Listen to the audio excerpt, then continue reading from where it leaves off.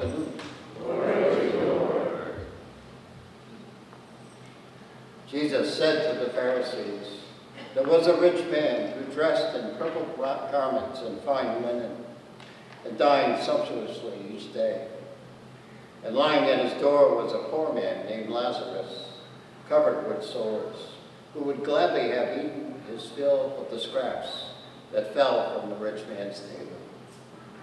Dogs even used to come and lick his sores. When the poor man died, he was carried away by angels to the bosom of Abraham. The rich man also died and was buried. And from the netherworld he was in torment. And he raised his eyes and saw Abraham far off, and Lazarus at his side. And he cried out, 'Father Abraham, have pity on me.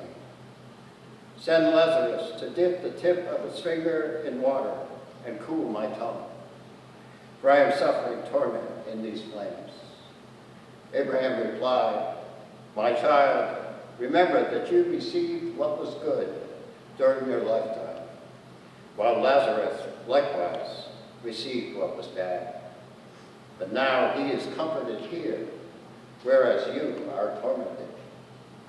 Moreover, between us and you a great chasm is established to prevent anyone from crossing who might wish to go from our side to yours, or from your side to ours.'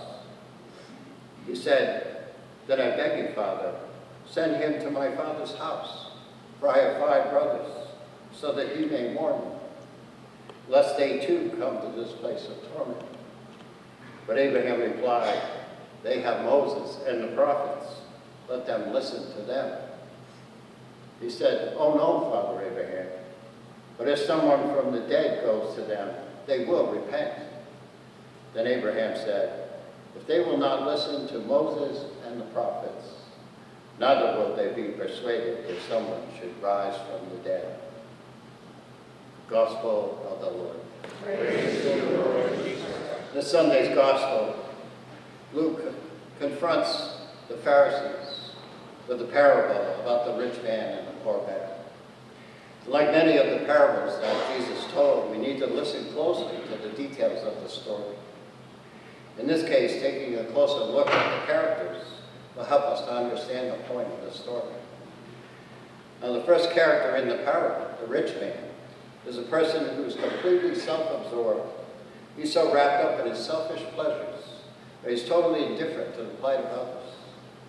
He has nothing to do with the poor and the suffering of his time. They are not his concern at all. He kept his door closed to a person who was begging outside his door. He represented a type of people whose wealth and desire for possessions has cut them off totally from being able to hear the commands of God, to have compassion and mercy for others. He's not really doing any harm to anyone, but he's guilty of the sin of omission.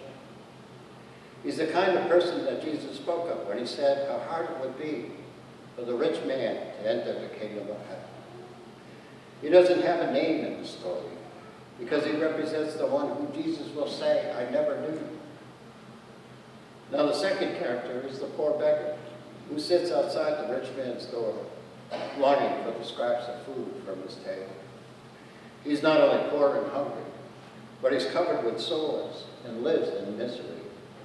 He represents all those who suffer in the margins of our society, all the outcasts to whom the door to a better life has been closed, and they struggle to live every day.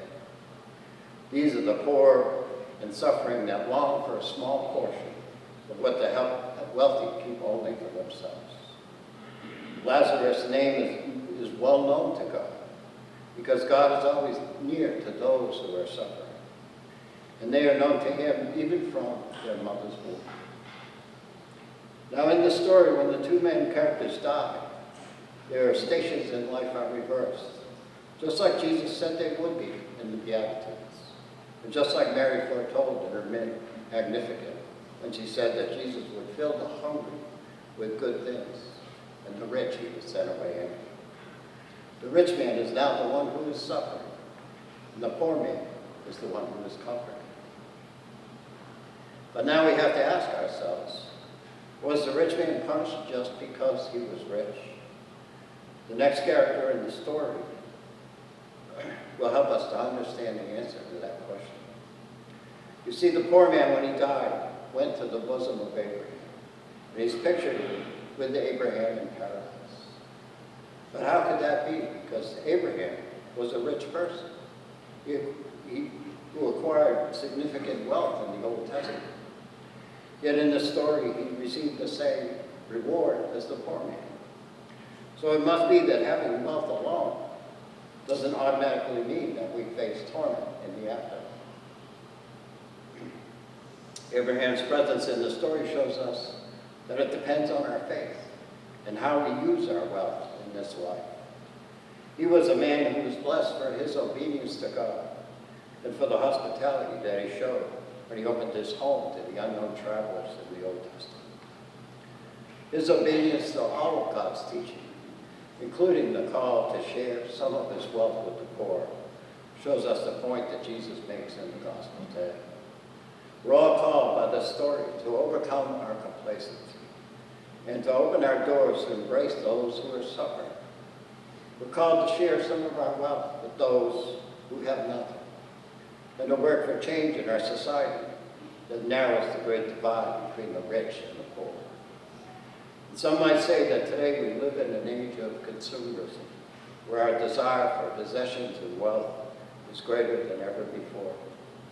Success seems to be defined by the measure of our possessions. And there's never been more pressure to succeed financially in order to fit in with our peers. And it's exactly these influences that we're called to speak out against in our society. And so, which character in the story represents us? I think we might be like the 5 brothers who need to be listening to the law and the prophets, and especially to Jesus, who really did rise from the dead to show us the way to the Father. We all have people in our communities who struggle to have enough food or the other necessities of life.